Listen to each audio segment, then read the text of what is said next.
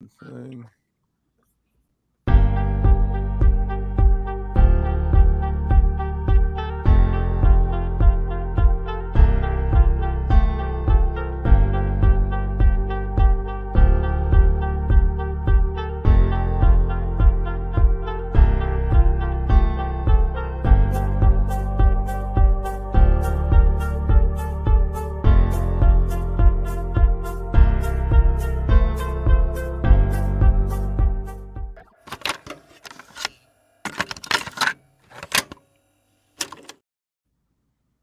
Welcome back to All That Jam, where music has no limits. Today we are joined by 3/5 of New York-based Stolen Gin. I have Sawyer, Evan, and Jackson with me, along with my co-host Amanda. How we doing today, everybody? Doing great. Fantastic. Happy Thanks for having us. Yeah. Hey, no, yes, no. I was telling you guys before your name popped up on the Humphreys Eggy shows that are coming up in August, I guess, and I took a listen and I said, hey, they would be fun to talk to. So here we are. Why don't we start at the beginning? Why don't you give me your origin story, how you guys got together, and we'll see where it takes us. Well, to start out, we all went to NYU together. And Will couldn't be here today. He's the lead guitar player. We were the first to meet through Greek life, actually. And we just kind of got together and started making some music in his bedroom and realized very quickly that we wanted to start a band. And then Sawyer came along after that. And then Evan came along after that. And then we got Josh, and that's the current lineup. We started out playing, frat parties, rooftops in New York City, slowly moved into playing small venues. And we did that for a while until the pandemic hit. And then we took about a year and a half hiatus without even seeing each other. And when we got back, we just kind of like nothing ever happened, got back together and started playing shows again in New York. And since then have been slowly expanding our radius and expanding our ticket count and just kind of trying to slowly grow. And it's been really fun. It's been a great 5 years. Very nice. So why don't you guys each tell me what you... Oh, I'm sorry.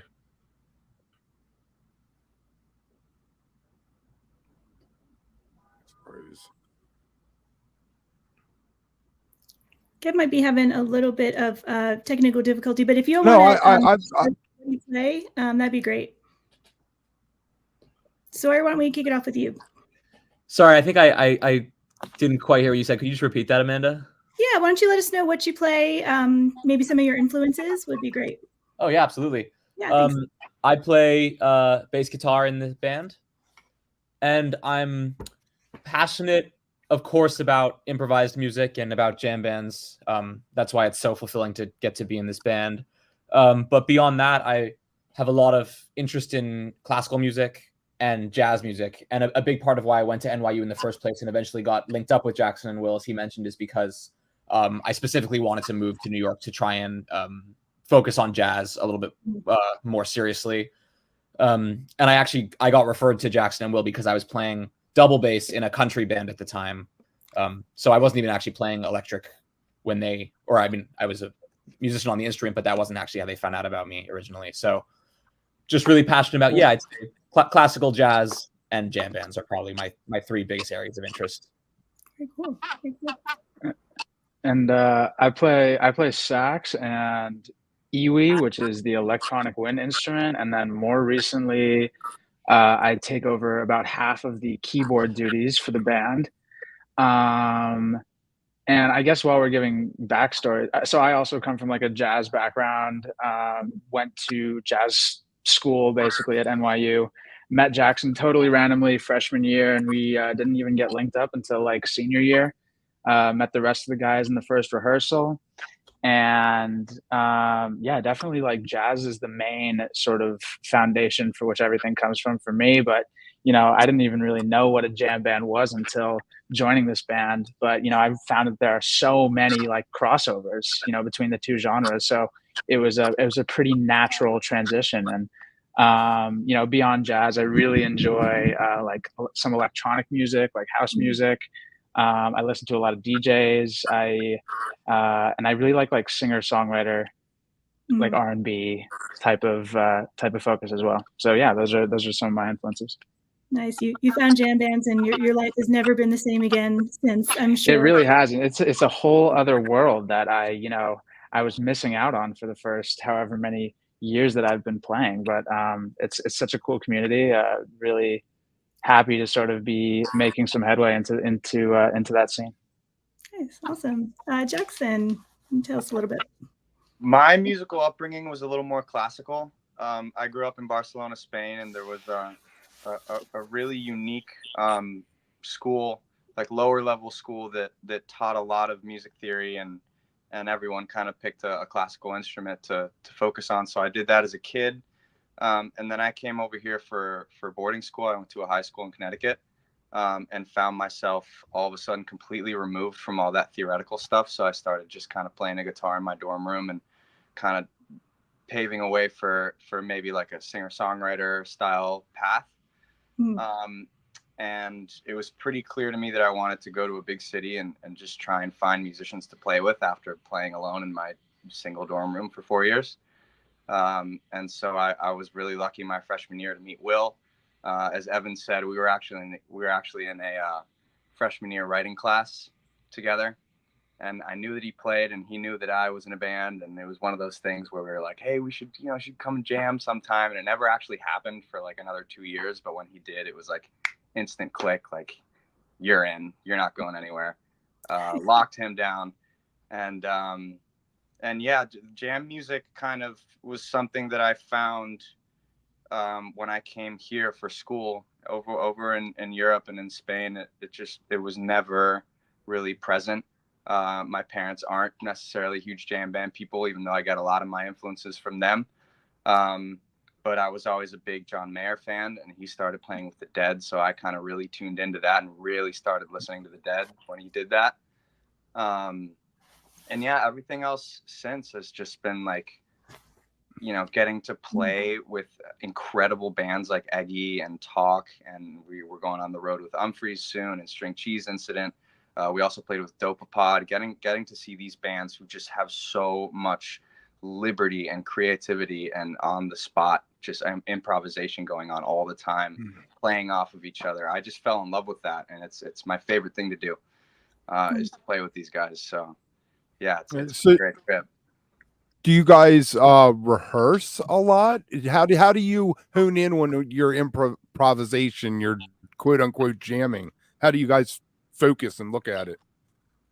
It's funny. We actually we always were like taking solos and writing solo sections into the songs, but we didn't start properly opening sections up and really doing, longer jams with, improvised transitions and whole improvised sections. And really what I think of when I think of jamming.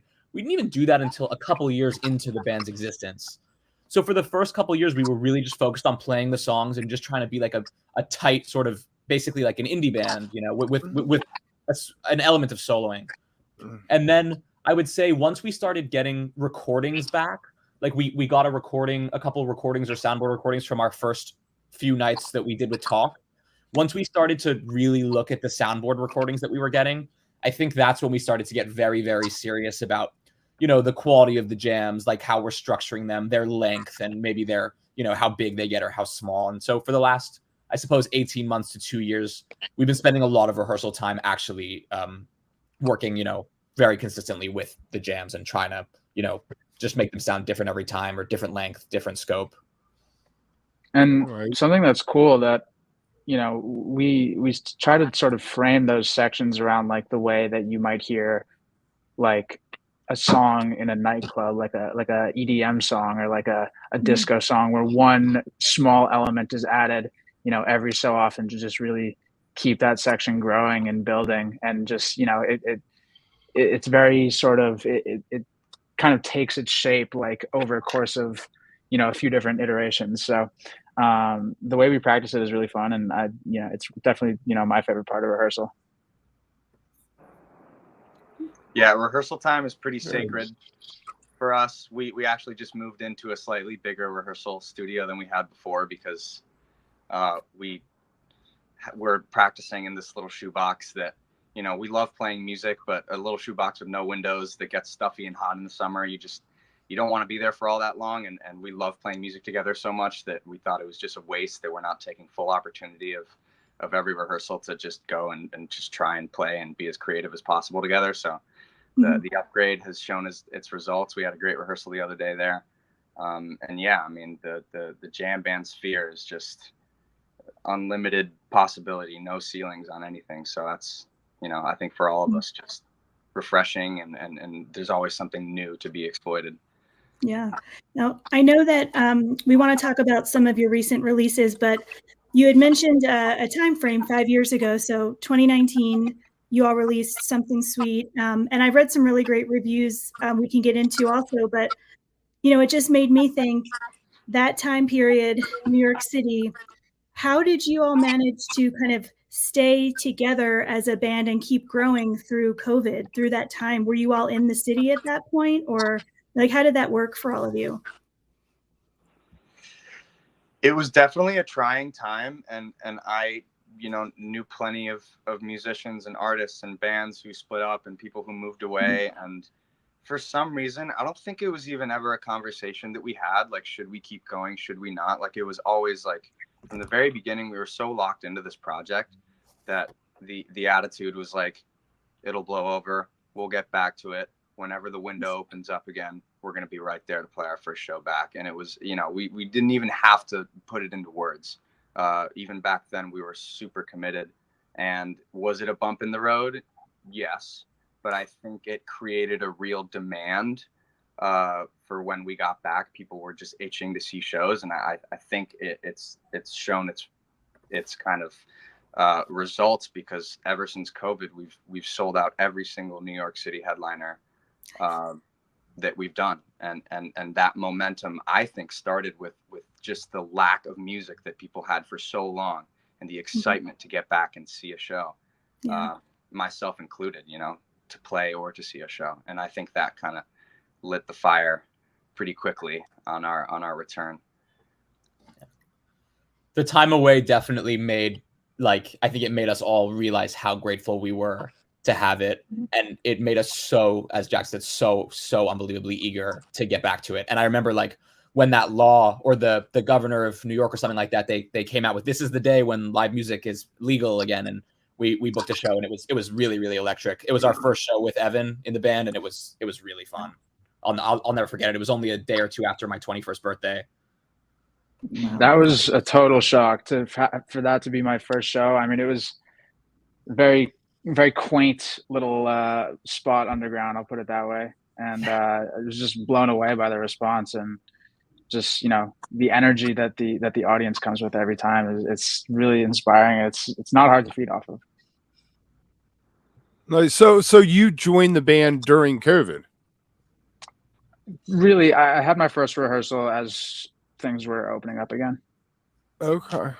Yeah, I ran into Evan in those kind of last few months of lockdown, I think at a pickup soccer game or something like that. Yeah, I forgot about that. And I said, hey dude, come join us for a rehearsal. In fact, I think it was a rehearsal where our lead guitar player Will was sick or away, so he had free reign to just play his sax during every solo, every section, everything. So I think it helped him learn the songs really well. We were all incredibly pleased and impressed, and wanted him to stay. I don't know if we even had a conversation about it, Evan. It was just like, yo, like, you want to do this? Like, yeah, one day I was in the group chat, and that was that. The next one after that. So yeah, I mean, when Will came back for that second rehearsal, and then all of a sudden there was another person playing lead lines, I was like, no, I'm just kidding. It was perfect. And now Will and I have, like, lots of opportunities to kind of play off each other and, like, kind of throw each other an idea in the middle of a section, which is always super fun and just creates, like, so many more creative possibilities. Yeah. So how did it? Of the synthesizer, which almost feels like we've added a sixth person to the band. Like, there's just the lead lines, there's just so much more for them to play off of now that they're getting real, just big accompaniment, you know, loud pad sounds. So how did you work into, like, you listened to their catalog obviously before you jumped on stage with them. How did you find your place in the older songs? I don't know if I did listen to the catalog before I joined them for the first show, Jazz Love guy. it. which, yeah, I mean, looking back, probably not the best move, but I tried to be a little just, selective and as tasteful as I could, especially, I mean, we probably had, only 2 or 3, very few rehearsals before the first show. So really kind of had to just jump in on the fly. It was really exciting though. I had never, experienced any type of playing situation like that. It was so, open format. I mean, at least, to me. And then over time, as I got to know the songs better, we sort of carved out different spots for them. And it provided just, I think, another creative challenge for us to be like, how are we going to fit a sax into this rock, situation? But, again, provided lots of opportunities to be creative. And then as we've composed new songs, it's just like another tool in the toolbox that we can incorporate. And I don't play sax on every song. Sometimes I play the electronic wind instrument or keys now. So yeah, we're just constantly finding new ways to just incorporate all the tools that we have in our bag. Yeah. So you mentioned, incorporating into the sound. I have found a lot of really fantastic adjectives used to describe what you all do. Everything from French house, pop, classic rock grooves, new disco, clean funk. I mean, a lot of really great descriptors, and I hear all of them, throughout your songs. I'm curious, does that labeling even matter to all of you? Is that something that you think about, or do you kind of just let writers and people like us figure out what words we want to pop in there? It's impossible to just throw a genre on there. It's my least favorite question. It's like, which genre of music do you play? I'm like, I don't really know. I just call it rock and roll, and I'll cap it at that. Just because it's loud and it's fun and it's supposed to be a party, and it's rock and roll. Yeah, so some kind of non-denominational party music. I like that. I've never heard that one. That's good. That's good. It's always supposed to be fun. That's pretty much like we dip into a lot of genres, which is, of course, there are lots of bands that have that approach. But the one thing that I think unites all of the aspects of our show is that it's just supposed to be really, really fun to experience, and it's supposed to feel, high energy and almost like a nightclub experience. Mm-hmm. Danceable for sure. Yeah. So all right, we can go 2 ways. We're already talking about live set lists. Who writes the set list and what is the thought process for it? We all kind of chip in there. There's lots of discussions that go into that. It's literally always changing. I mean, from show to show, and sometimes we have the approach that, let's switch it up because we played a set list, a certain way one night, so we have to play it a different way the other night. This is we put a lot of time and discussion, shall we say, into the order of the set list, but it's pretty flexible. We try to keep everything ready to go so that we can kind of customize it and just call things if needed. We try not to repeat, like, we have various like composed multi-song arrangements for various combinations of usually like 2 songs, and we try not to repeat those in any single city. So we'll have like, there's one way in which we present, let's say, Drunk Ambition alongside Di Frente as like one suite of music. But then when we go back, we'll try and come up with a new one or something like that, which is why or at least I'm so excited to go tour the West Coast for the first time, because we get to like bring back so many arrangements that I've already seen play in New York and Boston and all those places, Very nice. Very nice. What are the hits? Well, we have Anna Lee, which is the 3rd song we ever released, which just seems to still, in a very slow burn fashion, just keep growing and cooking, and people really like to hear it. I got messages from friends saying that they went to some Sweet Green somewhere and Anna Lee was playing on the PA system, and it's great to hear. We released a cover of Gypsy Woman last summer that did really, really well, and we were super proud of that one. And then we have a couple others that are just below that, like Drunk Ambition or Take Your Problems to the Disco, which is a really dancey one. And those seem to be the crowd favorites. But when it comes to a show, I feel like, that's when sometimes the deep cuts really get some get the nod from a lot of the people who actually come to the shows. Like Gas Man, for example, usually has an epic bass solo at the end of it. That if it's someone's first Stolen Gin show, they've probably never heard that song, but they might walk away saying like, "Oh my God, Gas Man was something else." So it's one of my favorites, at least. Yeah, I feel the same way about like one of our deepest cuts, technically, if you look at it like through Spotify, is I think one of our biggest hits live, which is Bowery, which we just put it's one of our oldest songs. So by extension of that, it's one of the ones we put the most time into practicing. And it's just so much fun. I feel like people really, really enjoy it always. Very nice. Very nice. So you got 2 albums, Something Sweet from 19, Tonic from 22. You got a boatload of singles there. How does the songwriting work? Does somebody just bring an idea in and you flesh it out, or does someone come in with a finished idea and say, what can you add to this for me? It usually involves a lot of layers. And historically, the person who's been setting the groundwork and the foundation for everything is Will, our guitar player / producer. He went to NYU for music technology. So he's really, really good at just kind of coming up with those grooves and those beats that later get fleshed out into songs through the addition of lyrics and B sections and sax lines and stuff like that. But as we proceed, we try and incorporate as many ideas from as many different band members as possible. And it kind of, no song has really undergone the same exact formula ever, which I really like. It's always kind of a new experience of building up these tunes. And my role, at least, is to slap lyrics and vocal melodies on there, and to kind of flesh out the structure and the message and kind of emotional load of the song. And then the other guys sprinkle in their beauty. Very cool. One thing that I noticed, I was on your social media, and thinking about the songwriting piece, but also just the live experience. You all had recently handed out some disposable cameras, I think, to a crowd, and it was so clear from the response. People felt such a part of the show.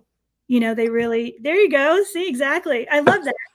And, I was thinking about the tour that you're doing and everything where, you're kind of acting as that support. Do you like to bring that kind of connection with your fans in? Like, how might you do that in a setting where maybe you have one set to play? Like, is that a really important part of what y'all do? Because it seemed like such a natural thing. And clearly everybody totally loved that. Yeah, it's funny. This was actually the first tour that we did that.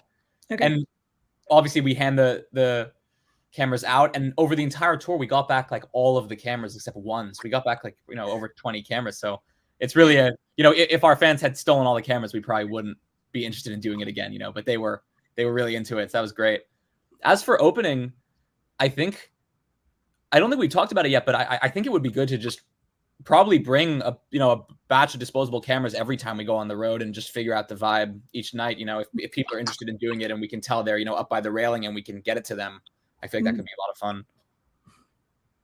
I love the disposables for the main reason being, one thing that I never get to experience, which I really, really wish I could experience just to take notes, is what our show looks like from the audience. Mm-hmm. What we look like from the pit, right? And so the disposables definitely give us a glimpse into the general vibe and the mood of the crowd, and the pictures that we get back. People are looking like they're having fun and they're all smiles, and it's really heartwarming to see those pictures come back. And we owe everything to our fans, and the people who buy tickets, because that's what keeps the engine running. So yeah. Do you get repeat offenders? Do you see like the same people on the rail? Yes. Yeah. Awesome. We have some. We set up like an ambassadors program, which is for those fans that we sort of know by face or know by name vaguely, because we know they're really, really big fans. We have them in a group chat, and we sometimes give them free stickers, and we get them flyering, and we do stuff like that with them. Nice. That's fantastic. So let's get into the do you feel like that there's been a progression as a band? How different is Something Sweet from No Tonic to your guys' ears? I mean, instrumentally, there's a lot of differences, but like stylistically, I just think that the production has gotten so much better. I think we've all, dedicated a lot of time into getting better at what we do individually. And I think it shows when we get together as a group. Like even the singles now, I feel like we are I feel like we're like 3 phases removed from No Tonic at this point, which is pretty cool.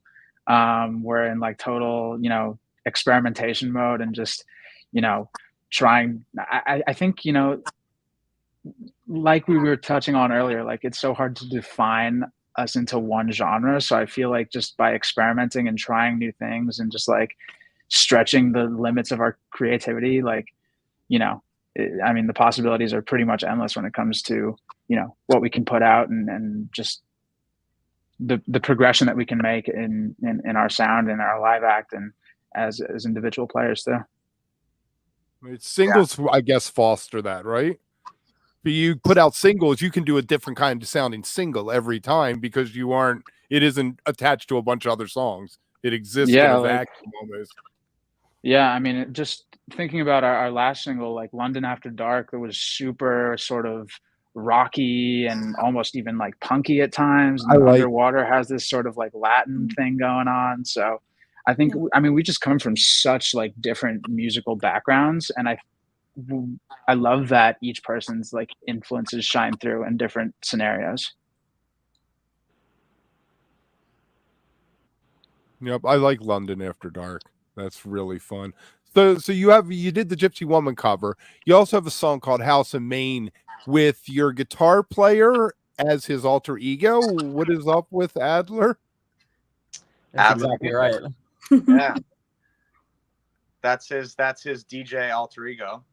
And we thought, why don't we make something a little houseier, a little more in the Adler vein? I think it was just also a really easy way to add a song to the record because it's all fake drums and a lot just kind of stuff that is right in Will's wheelhouse. So he was able to develop that track really quickly. And it's one of my favorites. It's just different in a way. And yeah, just like London After Dark, it's great that we can just kind of dip our toes into different kind of realms of sound and feel. So I love that one. I'm glad you brought it up. Yeah, that's also in our heavy live rotation. Okay. Do you guys use samples and stuff when you play live? I didn't notice any of that. We use one shots from the SPD, like just claps and fake snares and things like that. We went through a phase for a while of using tracks, but we just felt ultimately like it limited us a little bit in terms of coming up with stuff on the fly. We do still use a click. Our drummer Josh will take a click for certain songs, but we don't have any tracks that are rolling to the click anymore. We just have pads coming from the synthesizer. That was actually the other real reason we were trying the tracks for so long, was because it was before we transitioned to having Jackson and Evan share synthesizer duties. And now that that's happening, we have, I think, the best of both worlds because we have the freedom of no tracks and we still have the sound. Nice. Can we talk for a second about the Tiny Desk contest submission? That was actually one of the first things from this year, especially that I had seen of you all, and I loved it. I love that kind of premise of having everybody, just like it says, right, in a small space. Clearly, you all are very comfortable playing and performing, in that kind of environment. But I'd love to hear just kind of how that came about, how you decided on Underwater also for that one. I think it's a great one. But yeah, anything you'd want to share about that experience?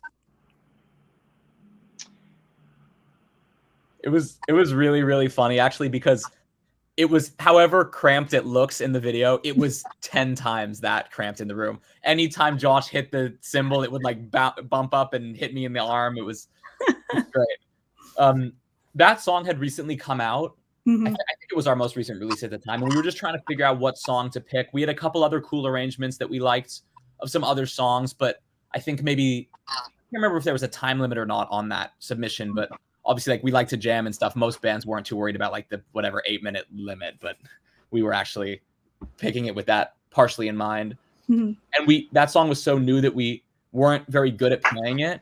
So we spent a full day of rehearsal just playing it over and over again. We probably played it like maybe 100 times. I don't know, over 50 times. And by the end of it, we were just letting the cameras roll the whole time. And by the end, we had a take that we thought was really, really great. And that remains the arrangement to this day live, the one that we basically solidified just over that one day of rehearsal. Mm-hmm. And shot on iPhone, from what I could see. I love how you put that in the in the title page. So, I mean, you did that yourself, right? That's something that's self-produced. Yeah, all ourselves. And that was also another massive aspect of it being a nightmare, was like getting all the tripods set up and all the phones rolling, and we forget to turn one on and all this nonsense. Shout out to that room, though. I mean, hopefully the next time that we do the Tiny Desk submission, it'll be in a room with a window, which I think it will be. It's looking up. So does being in a space that small create like a different tension in the music because you're so close, because you're getting banged on the elbow? You know, it definitely, I'm not sure what the positives are, but then there's definitely negatives, which is, for instance, like I'm wired in, you know, Josh is behind the drum kit that's like physically hard to get in front of, and there's only like one person in the room, geographically speaking, who can go worry about the phone, worry about the computer that's tracking, and then it's like, oh, all the technical work is like on their shoulders for purely geographic reasons. It's like not, it's like really unfair, you know. And then as soon as you try to introduce any type of tripod or light, you just have to reorganize the entire thing. And God forbid, shadow, man. Oh my! Oh, that's fantastic. It's a real luxury being able to get on a big stage and, you know, have room to walk around. That is the positive. Like that. If you wanted to find a positive, that's a positive. Is that, you know, you know, we've played a lot of, you know, gigs where we have to kind of like set up around the headliners stuff, like on a lot of our support things. And, you know, it feels like we're kind of experts at that just because our spatial reasoning has been so refined by being in that room for like 3 years. Yeah. You guys are still your same crew? Your guys are your own crew at this point, or do you have anybody on the road with you? It depends on the show, but for the most part, it's just us. And so a lot of the time our manager will come with us, but it's us. It's really us. At least you don't have just a singer. We were talking to maybe Surprise Chef out of Australia, and they were talking about loading out when you have a singer and the singer walks out with their mic and is like, yeah, I'm done. Yeah. Nope. Not this one. That's the worst. I guess it's easy though with the sax though. You only have that one keyboard there, huh? Do you each have one synthesizer? And they're synthesizers, right? They aren't like a clav or anything. It's a Nord stage, and we put it right between Evan and I, and so we'll kind of share. And there are certain songs where Evan will kind of walk over and use it, and there are other songs where I'll put down the guitar and walk around the keyboard and go. There's a mic there as well, and I'll sing and play from the keys.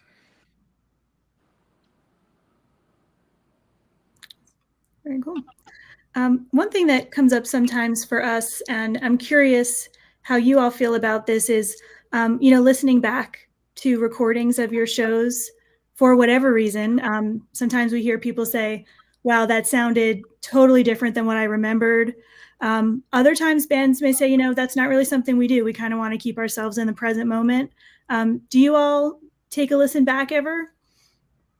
Big time. Yeah. You do? Okay.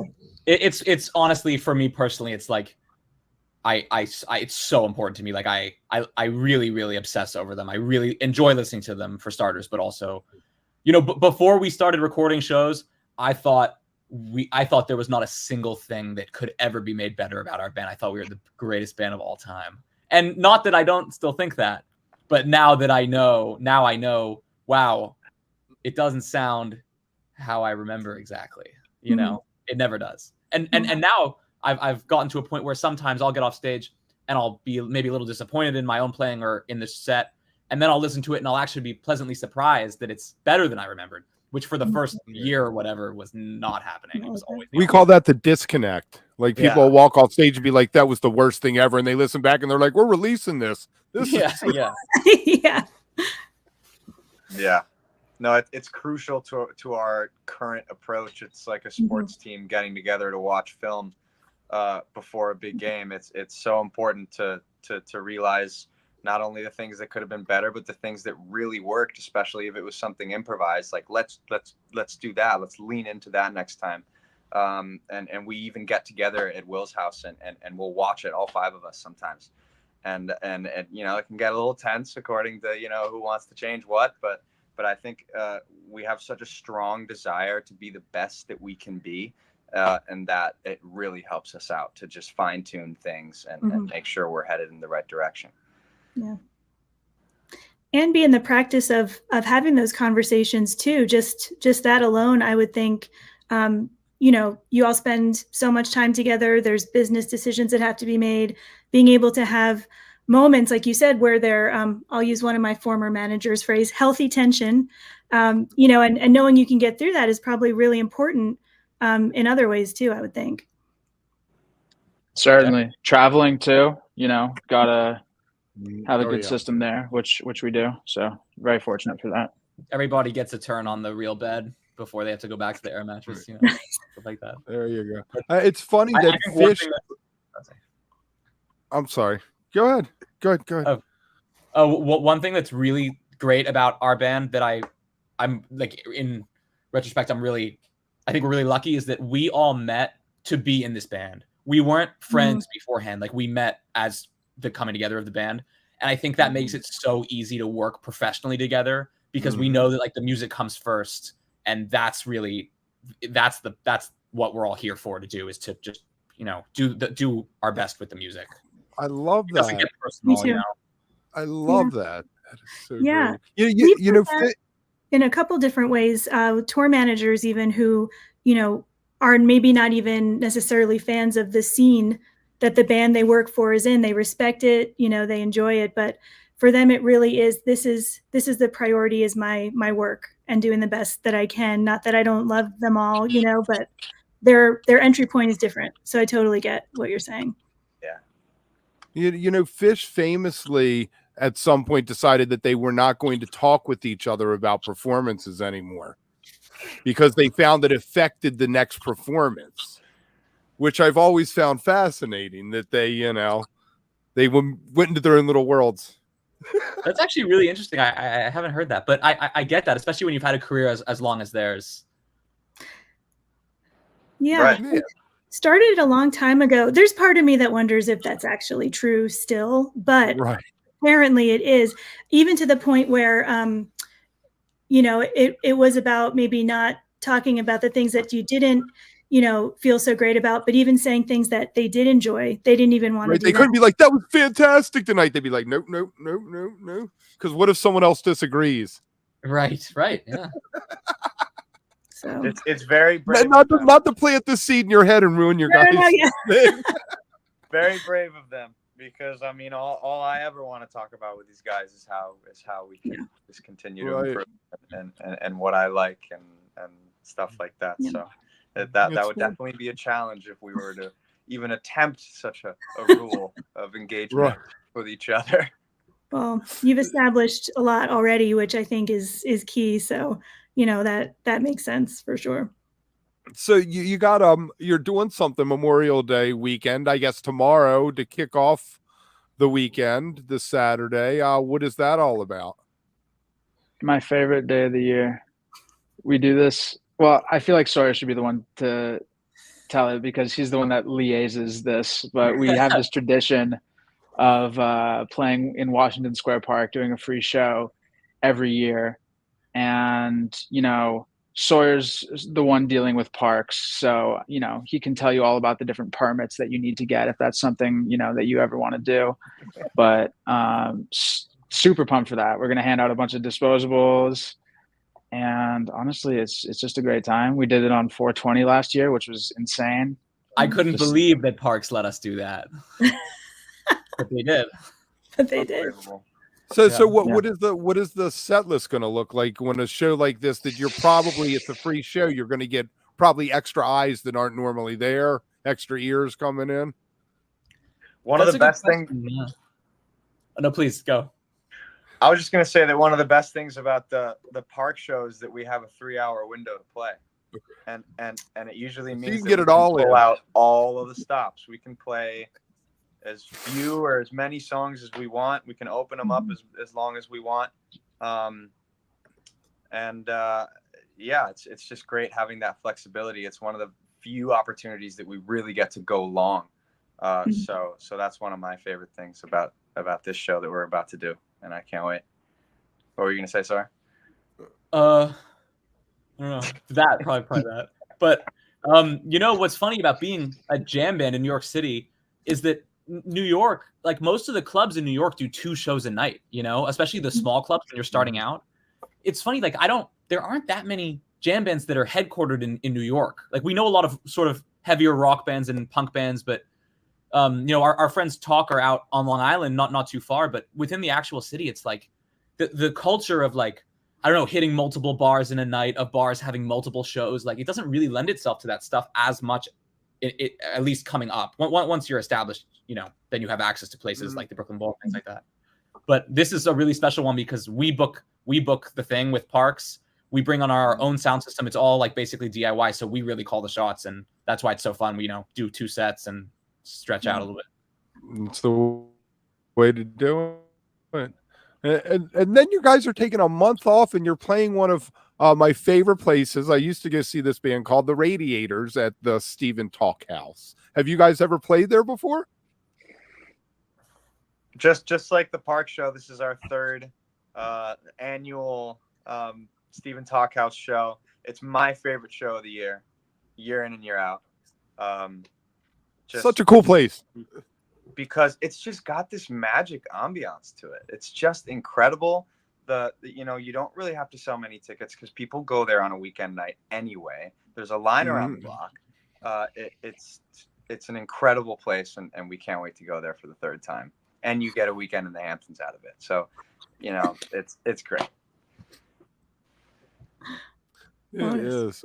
And then you guys pick up in July, and I guess you hit a couple festivals, and then come August, you're doing your the thing supporting Humphreys and Aggie there. But I see you're playing Levitate. You're playing the Great Blue Heron Festival, which people may not have heard of, but it's a really cool festival up there, and it's upper state New York, right? Sherman's upper state. Yeah, it's like Western New York. Yeah. So you want to talk a little bit about your plans for the summer? Any shows that are really standing out to you besides that Stephen Talk House there? You're going to get to play arenas, I guess, or the sheds, right? Like, yeah. I mean, Heights. We're doing some pretty, like, some of these venues with Humphreys are really unbelievable. Like, I've heard really great things about the Salt Shed in Chicago since it opened. It's going to be really nuts to go play that, especially considering the last time we were there, we were doing, you know, a 250 cap nightclub, or bar. It's gonna be crazy. But I'm really excited to play the festival at Levitate because we did their Levitate Backyard, their outdoor venue last year. And that was one of my favorite gigs of all of last year, partially because we got to do 2 sets and it was free. So it was just a really rowdy, fun crowd. And so now we've stepped up to the real fest, and it was, you know, we all in the band internally, we really, really wanted to book it. So it was nice to get that in same day as, you know, or Mount Joy, I think, and Sublime's doing it. So it's just a really cool festival. I saw a Sublime set at out in Ronaldo Beach. They streamed the whole festival out there. ZZ Top. Trey was supposed to play, but he didn't. And I was having a rough time with the Sublime. It just wasn't clicking for me like it used to with the sun. It seemed like there was some disconnect. It might have been me being an old man and grumpy. No. They've only done a few shows with him so far, right? It's pretty new. Right. Yeah. So maybe that's what it was too. They haven't had road There tested might be a learning themselves. curve. Yeah, definitely. But we're huge fans of Sublime. We cover Santeria pretty frequently. It's one of our favorite tunes to play. It's an absolute screamer for the audience, and they're always involved. Everyone loves that song. So to the fact that we are going to the same festival as them is you know, that's you'll be up on the rail, won't you? Yeah, you're going to be the guy on the rail this time, huh? We might actually already be driving a Blue Heron potentially. Yeah, maybe. Right, and I saw the Stone Pony up there in Ashbury Park. There, I know that's Amanda's old stomping grounds at one time, which is fantastic. That has to be exciting. Absolutely. We went and played Asbury Park 2 summers ago, and we played. What was the name of the place? It was a bowling lane, Asbury Lane. bowling Asbury alley Lane. / venue, and we actually drove right by the Stone Pony Summer Stage on the way there, and it was like, oh my God, look at that! Isn't that cool? And so, another one of those moments where all of a sudden you're there playing as an opener, and we can't wait. Asbury Park is full of life, as we all know. So, love Indeed. those shows. Yeah, I mean, you have these crowds and, you know, these markets that, like you said earlier, really are just so excited. You know, they're so excited to see music. They want to dance. They want to move. I know I've also heard that you all sometimes will even, you know, just kind of remind everybody, make sure you have room to move, to dance, you know, kind of give yourself that space. And I love that. I was curious, just kind of thinking ahead, because I know you'll be in Colorado in kind of late summer in September. But, you know, beyond that, since you have already established so many of these recurring, almost traditions of venues and events, where are some places that you'd like to, you know, to end up playing, or things that are kind of on the horizon maybe that you're thinking about, you know, even for the later half of this year? I mean, we really want to go to Europe. That's like what we have our sights set on. You know, we've gotten so many comments and DMs from people in France and the UK and Germany, which is like so wild and cool to see. So, you know, we really want to finally make our way over there. Obviously, it requires a lot more planning, but, you know, soon. We're definitely trying to do that sooner than later. And because, you know, it sucks to like have so many people be like, oh, we want to see you play a show I've been following for X amount of years. And it's like, you know, we'll be there as soon as we can, but it's no small feat to go there, but definitely on the horizon. Buy me a plane ticket. I'll be right over. Exactly. So the downtime you've been releasing all these singles. I guess, does that mean you're going in the studio just banging one song out at a time, or do you have your eyes on a full album again coming up? We're not really looking into the possibility of an album quite yet, but they kind of pop up sporadically.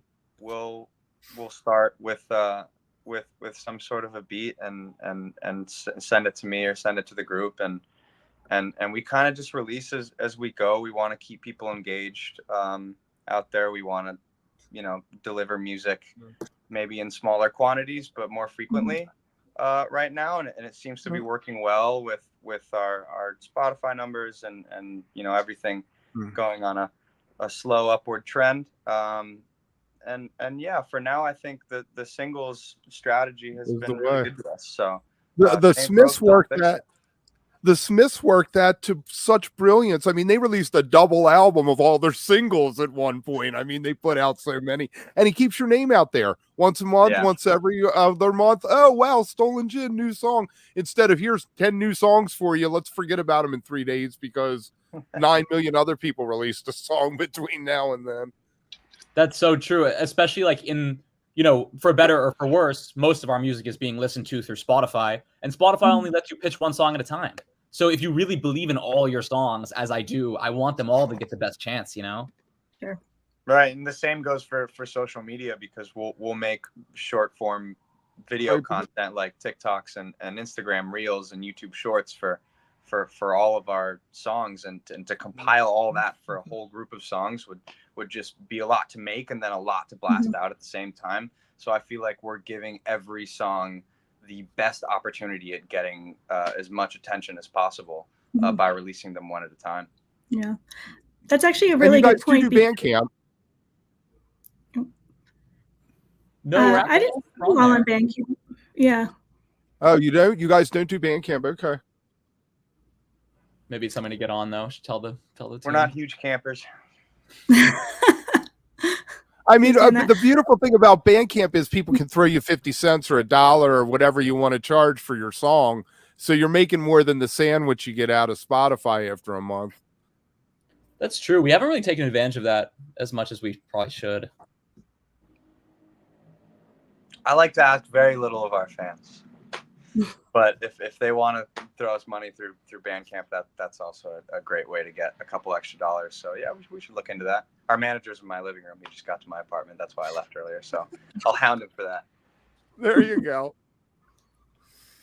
All right. Do you guys want to throw anything else out before we wrap up? We're pushing 50 minutes here. I think we've gotten we got to know you a little bit. Actually, got a little bit deep there. Anything you want the people to know?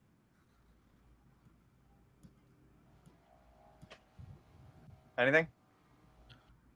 What do we got, boys? We have a lot of shows Sorry, coming my- out, a lot of my good computer stuff. is frozen. Sawyer's frozen, I think. I think I'm frozen. Oh, We can still hear you, but I was just gonna say that we have so many shows coming up rather. People consistently tell us that that listening to the recordings on Spotify is one thing, but then coming to the show is a whole different experience, which is the best compliment to receive. So I will let you know. Yeah, this that's where we August. shine. Very cool. yeah. Playing music for people live is the pleasure of a lifetime. It never gets old, and we love doing it so much. This summer is absolutely jam-packed with shows, and we couldn't be happier about it. Another thing that we actually didn't touch on is college shows. We love doing college shows. So if anyone listening out there is in college and you're anyway linked to a events board, we are dying to come play for you. We're available. And, I love that. Yeah, because you have a form, a specific form, I think, right, for interest for Yes, that. yeah. I saw that. Yeah. college shows, private events, weddings, we'll do it all. We love having a fun time on stage and getting that feedback from the audience. And when it works right, it all feels like we're in it together. So, Love that. so yeah, just thank you for having us. This has been really fun. Thank you. Fun to do Thank that. you. Yeah, I really appreciate it. Thank you, Amanda, for joining me today. And everybody watching, please like, subscribe, make sure that you find us on our social medias, give us a follow, and remember, stay beautiful, but don't stay underground too long.